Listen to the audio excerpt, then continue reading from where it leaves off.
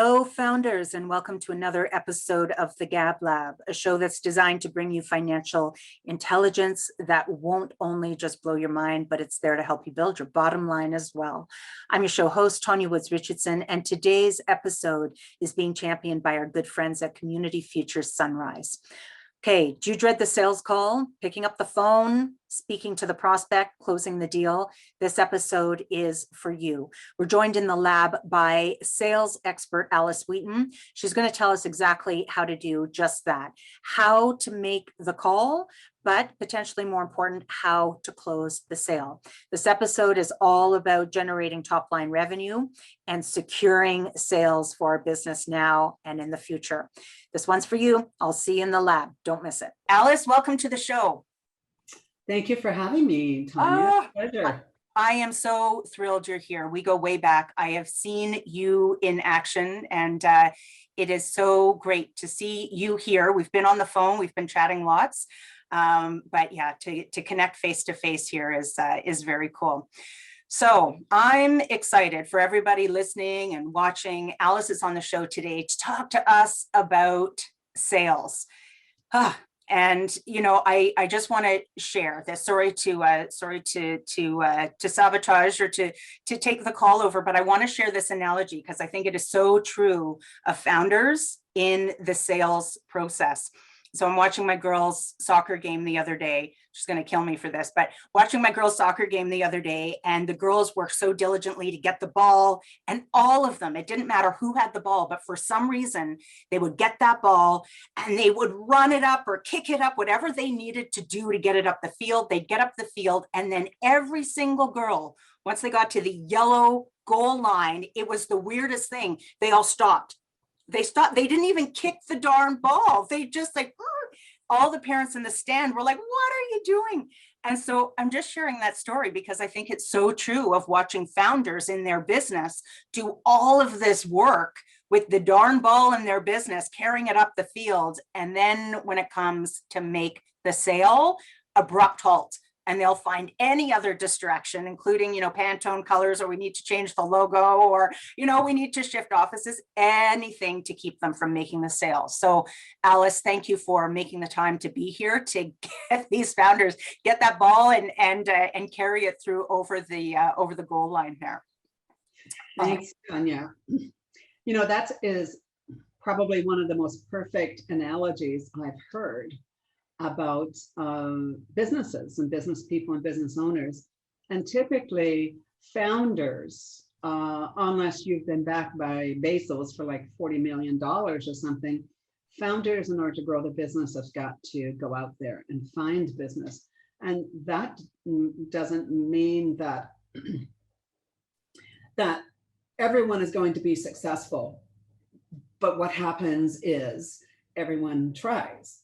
And when they find it's difficult, or it hurts their feelings, or they feel embarrassed or feel uncomfortable, what happens is that they stop. Because as human beings, most of us, the majority of us, do almost anything we can do to avoid confrontation or feeling uncomfortable.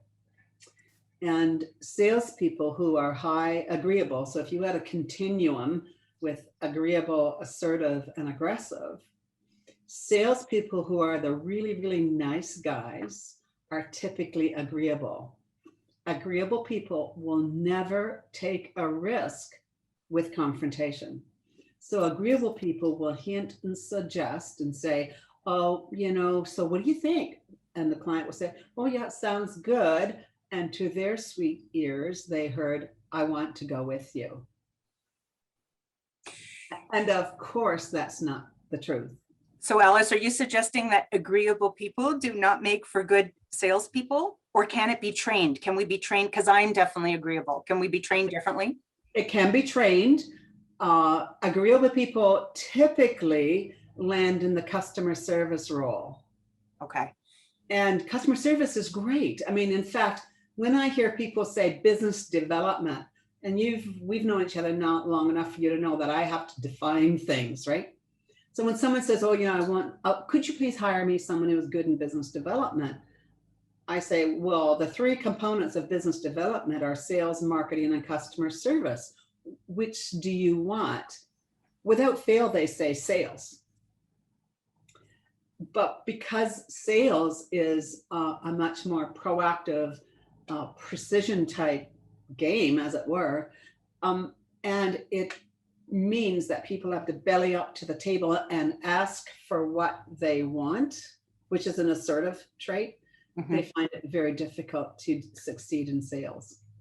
Can I just wrap my head around a really important piece that you brought up with respect to the sales, marketing, and customer relationships? Is it, because sales and marketing, it always gets lumped together, doesn't it? And a lot of people think that, see that as kind of one role, but is it true, in your opinion, would marketing come first, which is kind of the awareness and the brand, and then comes the sales, which is about the ask and getting the revenue in, and then comes the customer service or the inside sales? It's like, now that we have the business, let's maintain this relationship, exceed expectations, and get them to come back regularly and often. Is that what you mean? Absolutely right. And so when people say to me, oh, you know, I'm a relationship seller, I always know that that person would be good in customer service, not sales. Okay. Yeah. I know. I know you're chuckling because I bet you've had lots of clients that say, you know, I build relationships with my clients. And initially, a client doesn't want a relationship with some stranger sitting across the desk. They want to know that that person has got the wits and the authority within them to offer a product or service that will increase the client's business. Yes. Clients aren't sitting there, God, I'm down a friend or two. I hope a salesman calls me today. No, that doesn't happen. No. Right. So you can see then, it's the agreeable people who most likely want to build relationships. Yes. When I interview salespeople for clients, 100% of the time, and I'm meaning 100% of the time, until I get to the A-level salespeople, I ask, what's your sales model? And they always say relationship selling. So then I go to the whiteboard and I draw 3 concentric circles, A, B, and C, and say, well, what are the metrics for an A relationship, or a B or a C? They have no idea. So imagine a doctor going into a surgery without any tools at his or her disposal. So I just want to go back to, you're at the whiteboard and you map out, you say, okay, what are the metrics for A, B, and C? What do you mean by metrics? Well, what are the indicators for an A, B, or C relationship? For instance, anyone to have for instance, a client might say, I need someone that stays in touch with our clients every single month, no matter who they are, because we're finding out that a lot of clients are leaving us and they don't even give us 90 days notice. So clearly there's a glitch. So I want my customer service people to be able to do that. And so then I would say that's an A customer service, but not an A salesperson. Okay. All right. So an A salesperson is someone who, and by the way, in the role of sales and business, about 10% of the salespeople are what I would call elite or A. Okay. And the reason is most of them show up without a process in place. And it's because you can't, I think I mentioned to you once before, I've searched all of the universities in North America looking for a concrete, proactive sales course. There is none. Marketing, because you can get a degree in marketing. Tons. Yeah. Well, this is why we're doing the call. Yeah. This is why we're doing the call. So for everybody listening in, I just want to be able to clarify, is the first thing that we kind of need to do now. I know this call we're breaking down into 3 sections, the planning and the preparation. Then we're going to talk about the process and the pipeline. And then last, we're going to talk about follow up and follow through. But before we get into well, I guess it is a part of planning. So are you suggesting, I'm trying to see it in my head, when we're on the whiteboard, are we kind of building this chart where we've got A, B, and C? A, B, and C represent the aggressive, the assertive, and the agreeable. And then A means that A level salesperson is someone that is on point, over target every single time. A B level salesperson sometimes makes their budgets and don't. And a C level salesperson, sometimes they're kept longer than the rest because they get charming personalities, but never quite get anything done. Awesome. Okay. So now I've got that. That's great. And then as a business owner, it's important. You said sometimes your clients will start to hire a sales team. As a business owner, it's really, really vital that they understand and know the characteristics of A, B, and C salespeople. Yeah. C salespeople, and I don't mean that they're less valuable or anything, but they're more inclined to customer service. Right. Know where the fit, right? Yeah, right. They don't People doing the right job. confronted. Whereas an A, because a C salesperson sees an objection as a confrontation. Yes. Yeah. Hey, customer might say, well, I dealt with you guys before and I had a really bad experience.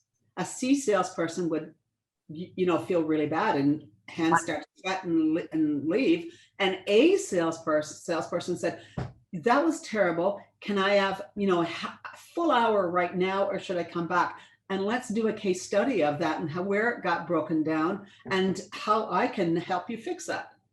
I love it. Yeah. To dig in, right? Dig in. Dig in. Gold It's a B or a C sales people tend to be agreeable and they can't dig into discomfort, especially if the challenges the client's experiencing is with their company. Right. Okay. Well, and I think this is so important, especially when we get into the second segment, because a lot of founders have to make the calls themselves, right? And they might be agreeable. So they're going to have to get over that hurdle if they want to get revenue in. So we'll get to that in segment 2, but I'm really curious too. A big piece of making the sale is setting up the right framework. And it's all about the plan and the preparation. And you've been generous enough to share with our founders who are watching or listening a worksheet that kind of walks them through all of that initial preparatory work that really needs to be done before we, Lord forbid, have to pick up the phone and make that call. So maybe can you walk us through best practices of really how to set ourselves up for success outside of the emotional conquering the fear piece? Sure. It's really interesting. You laugh but I have to share a quick segue. I coach oftentimes CEOs of companies. Like right now I'm coaching an engineer and he's got a viable business, but he wants to grow it so he can sell it and make $1 billion and retire in Malta somewhere. And so what I finally did for him is say, I know it's pandemic, but let's mask up. I'm totally vaccinated anyway, but you mask up, I'll still mask up. For God's sake, I'll sit and make some calls for you. I make the calls and he gets off the phone and said, that was really easy. It was so when people are, most people don't know this, but the back of our brain is a little tiny gland the size of an almond, It controls our life. It's called the amygdala, AMYGDALA. I recommend researching that. And its purpose is to cause us to feel fear, doubt, and insecurity. Agreeable people listen to their amygdala. Mm-hmm. I tell mine, piss off, right? Just get lost and don't come back. Or, hey, thank you for sharing, amygdala, but not today. You don't get to rule me. Nice. Controlling it. Yeah, controlling it. And so I'll actually email you a model, because first we feel fear, which is the amygdala talking. And then we can immediately go to our frontal cortex and say, the fear is not real. It's an imagined thing, but I believe it to be real. Right. Mm-hmm. So I'm going to test and modify. I'm going to make that call anyway, as badly as I know it's going to be. I'm going to make it anyway. And then I might even record myself. And then I'm going to listen to it. And I'm going to become competent at making those calls. I probably will still feel nervous. I probably will wish I had my great aunt died and left me $5 billion, but I'm still going to make them. And so with every time, and then when you can bring yourself to make the calls in a dispassionate way, following a specific protocol, you have that protocol, don't you? Yes. Right. Make a specific protocol, you're going to grow your business phenomenally. Beautiful. And yeah, you might be scared witless the entire time. You might even pee your pants. I don't care. Do it. But Alice, I think you bring up a really good point there. And that is that, well, you're always bringing up good points, but to your point about, receiving an inheritance or being funded by Bezos. I have found the journey of entrepreneurship to be this amazing gift of personal discovery and development. And when you are handed money, it can be one of the gravest kind of injustices. Is injustice a word? I don't know. Yeah. Because you're not forced to get over those things that make you uncomfortable, so you don't grow as a person, right? And that then you begin to think it's all about you, when no, it was about somebody else. Right. Yes. Yeah. Get it. Yeah. Get over yourself. Right. We have no idea what. That's probably an Alice line. I'm pretty sure that's an Aliceism. Just get over yourself. It has nothing to do with you. You're not that.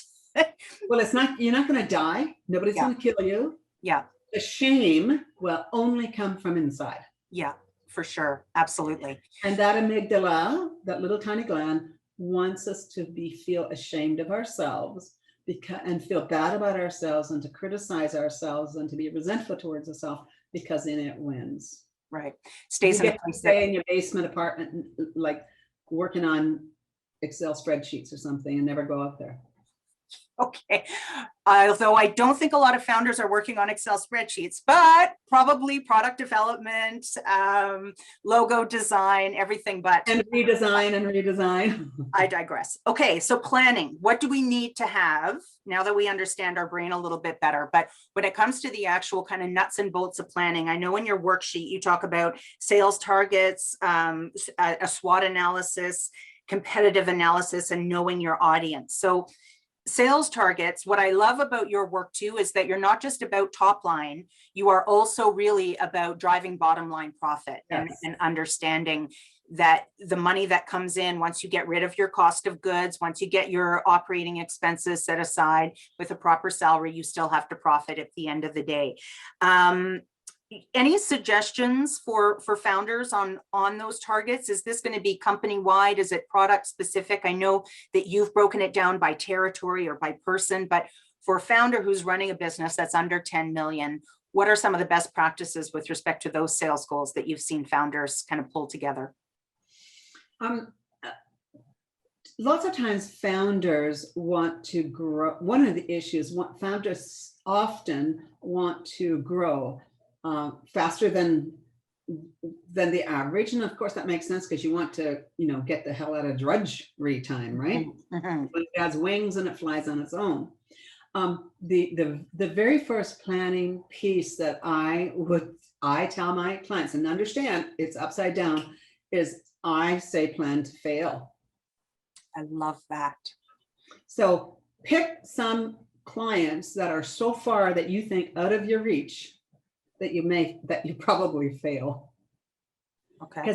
Because if you manage that process and then have the ability to forgive yourself. Now, here's my forgiveness mantra. And I put my hand, not on my heart, but on my left shoulder. And I say, don't worry, you did the best you can for today. And that was good enough.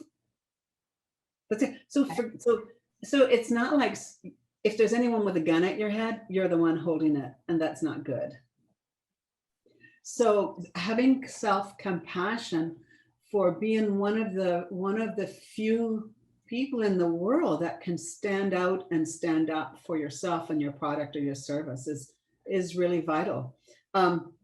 My clients don't necessarily need to know how to sell themselves, but they're very, very vigilant to make sure that their sales team have got the right approach and are doing the right thing. And just speaking of sales team, if you can, what are some of the best practices for compensation? I know we're talking about on the softer side of things and self-compassion, but for feeling vested and for being financially motivated, do you see commission working well, a mix of a commission and a base, or a draw against commission? No, not for founders, but if they're hiring a sales team. If you're hiring a sales team, you will only attract C-level salespeople if you don't offer a base. Okay, sorry. You'll only attract C-level salespeople if you don't offer a base.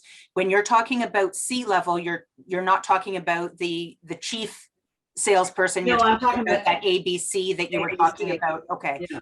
You will only attract C-level if you don't offer a base. Can you Tell us why. Why is that? Well, because A-level salespeople know their worth. Okay.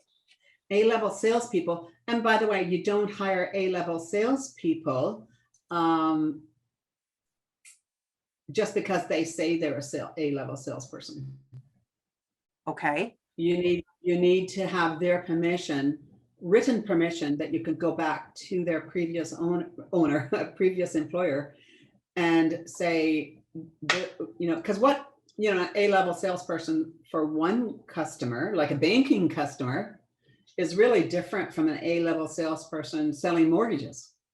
Absolutely. Different industry completely, right? Different industry. And the banker is going to be paid $100,000 a year, whether or not he or she closes any deals, or they'll get shuffled from one bank to another.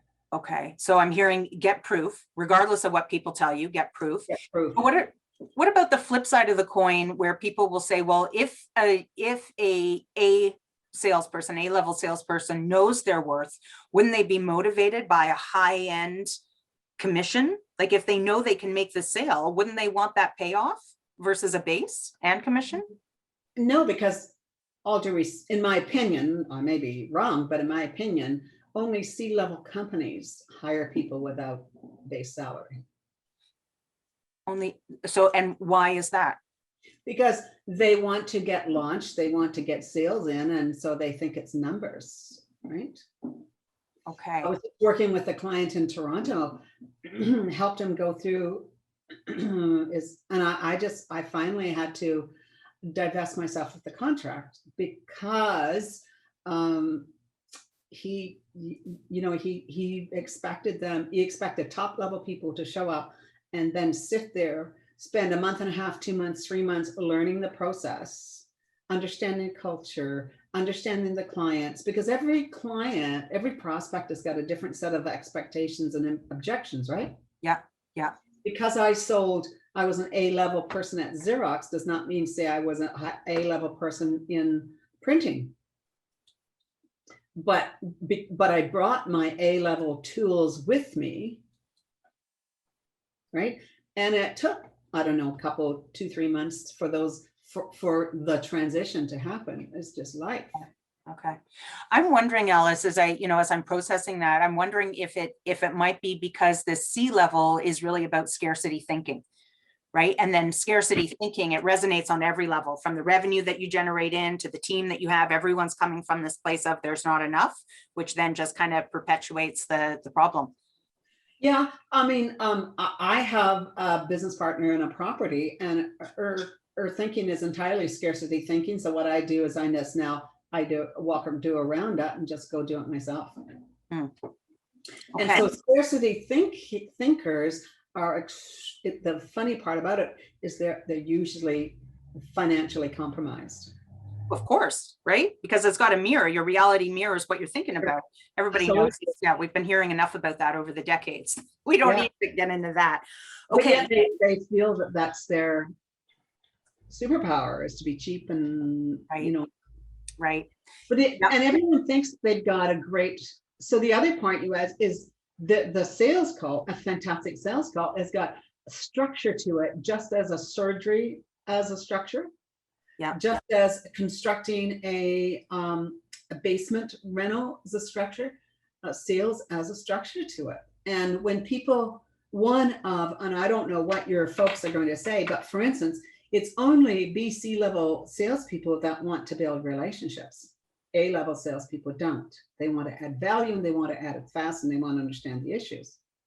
But can you imagine, like, getting a call from a salesperson who walks in and you give an appointment, and they walk in and they start chatting about crap that has nothing to do with the business? Yes. No. And I see that a lot, right? A-level salespeople will walk in and say, "Good morning, Tanya. Thanks so much for meeting with me. As I understand it, your business has this and this, and the two current industry issues right now in the marketplace are this and this, and I'd like to talk to you about how to, prevent them before they even happen." Yeah.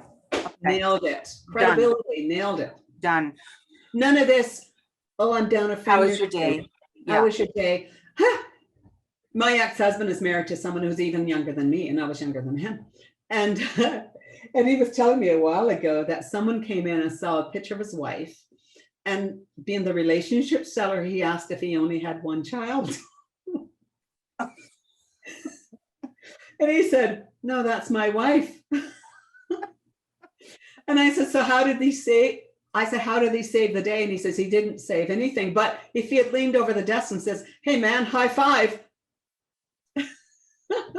he would have nailed it. But Crazy. Well, I think that's right up there with don't ask a woman if she's pregnant, right? There's just some sensitivities that until you really know the person. so relationship builders show up nervous, right? Okay, so I want to I'll come back to relationship because you're making some really important comments there that I want to dig into a little bit, but let's talk about that on the phone call piece. Just coming back again to this preparation that you talked about and the framework. So potentially clarification on what is a B, C level salesperson, what are the criteria and the matrix there. We talked about metrics, sorry. We talked about sales targets, knowing exactly what needs to be sold and how much of it needs to be sold. So there's clarity around what those goals need to be. We talked a little bit about how to motivate them on commissions and rates. Quickly with the strengths or with a SWOT analysis. So strengths, weaknesses, opportunities, and threats. Strengths and weaknesses for all the founders that aren't exactly sure where we're going with this. Strengths and weaknesses are typically internal. Opportunities and threats are typically external.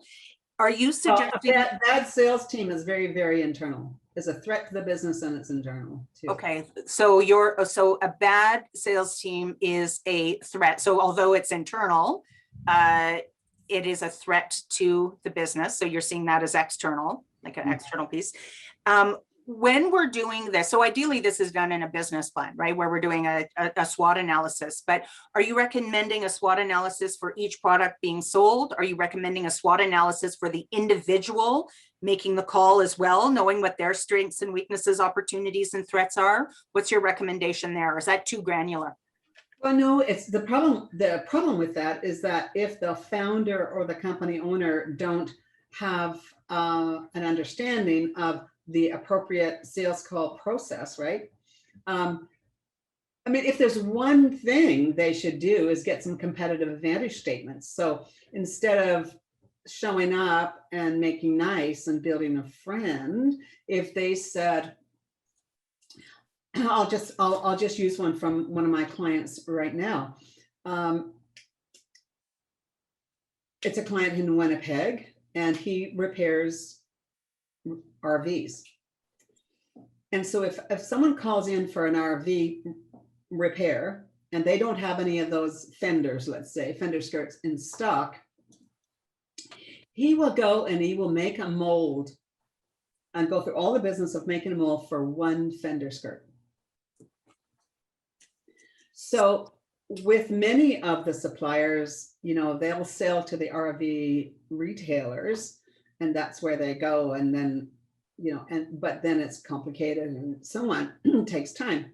So his competitive advantage is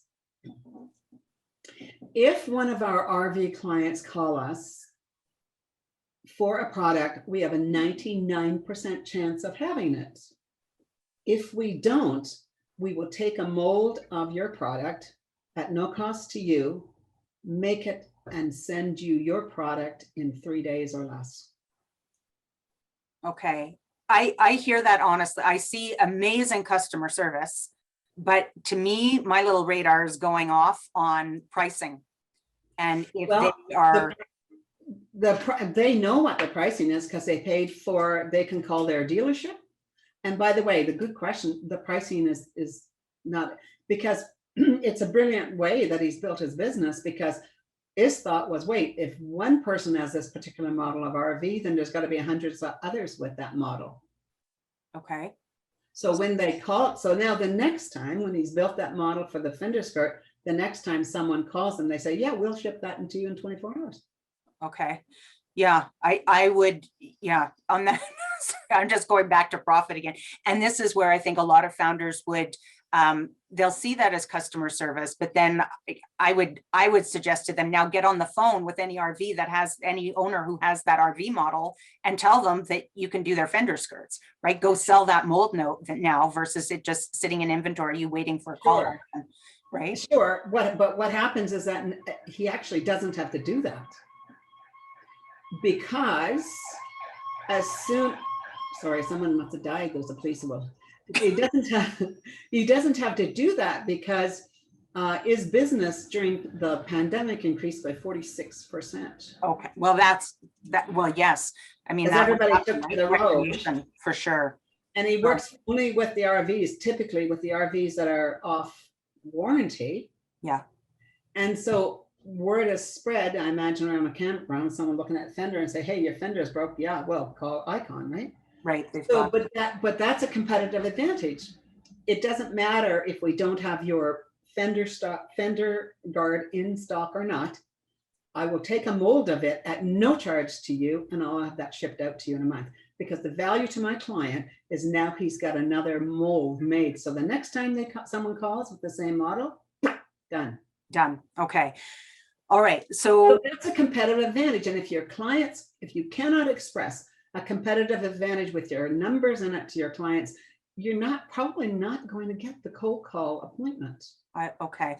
And I love that. And again, thank you for sharing that worksheet, because in the worksheet that people can download, founders, you can download it. It's in the notes.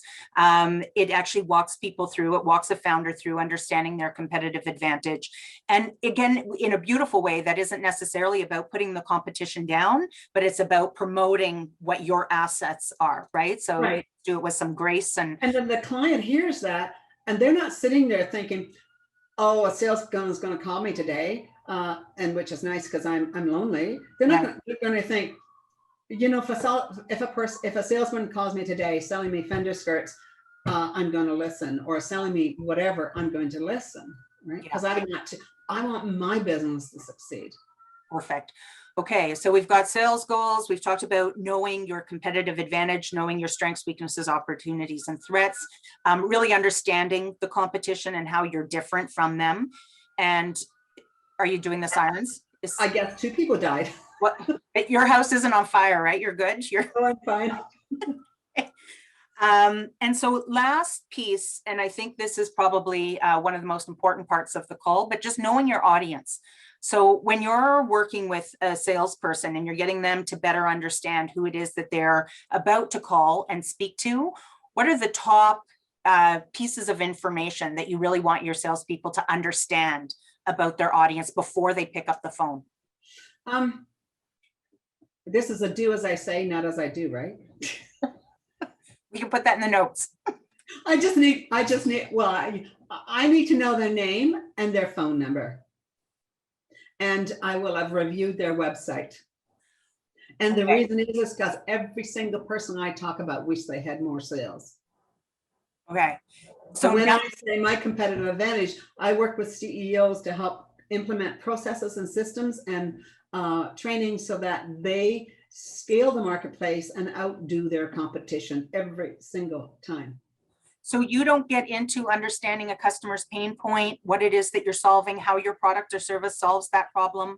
Sure, but if I know see, here's the deal. You can't ask more than 3 painful questions because people get overwhelmed. Okay. So on the call, you can't ask them. Okay. Well, you can't, when I show up, I ask, you know, how are you positioned with your competition? Okay. And there's another one. How many clients give you 90 days notice that they're going to take their business to your competition? Okay. And then I say, could you, without naming names, could we go through a profile of your salesperson as it exists now? And based on my questions, you yourself will know exactly which ones are supporting you or which ones you are supporting. Okay.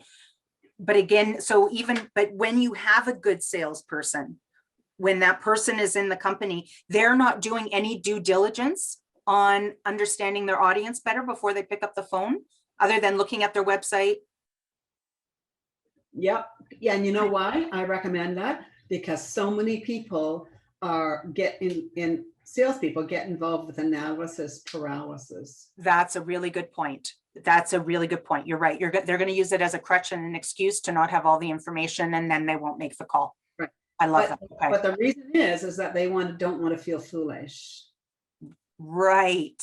So they'll spend again. hours researching so that if they're going to be asked a question, God knows they should never say, I don't know. Yes. Yeah, you've nailed it there, Alice. Absolutely. It's that fear of not being properly prepared, where I think this first call isn't about being prepared at all, right? It's about asking tons of questions, but we'll get into it. I go on a call and I say, you know, I'm not a salesperson that shows up and throws up, meaning someone talks 4 minutes out of 5, which, by the way, people who are focused on relationship selling, don't hate me, but unless you want to, but clients did not wake up saying, I'm down a friend or two, I hope a salesman calls me. Yeah, no. They woke up with a problem in their business that they really want a solution for. Love it. Okay, Alice, let's wrap up part 1 here, because I actually really want to get into the sales call piece. Okay. I think a lot of founders are going to want to dive in now that they kind of better understand how to get themselves framed up. And I really appreciate this whole idea of analysis paralysis. Don't prepare. This goes against everything that I have been taught about understanding your audience and showing up powerfully for them. So it's a very different approach. And I'm really curious to see how this now plays out in the call. So for all the founders out there, you're going to want to tune in for part 2, where we're going to start talking about the actual making the call. We're going to talk about the process of the call in the pipeline. And just to take a minute here, and again, a huge thanks to our champs at Community Future Sunrise. They are always showing up powerfully for founders and helping them build their business and nail the numbers. So thanks for all that you do. Alice, thanks for all that you do. We're going to see you back in the lab for part 2. Okay, thanks. All right.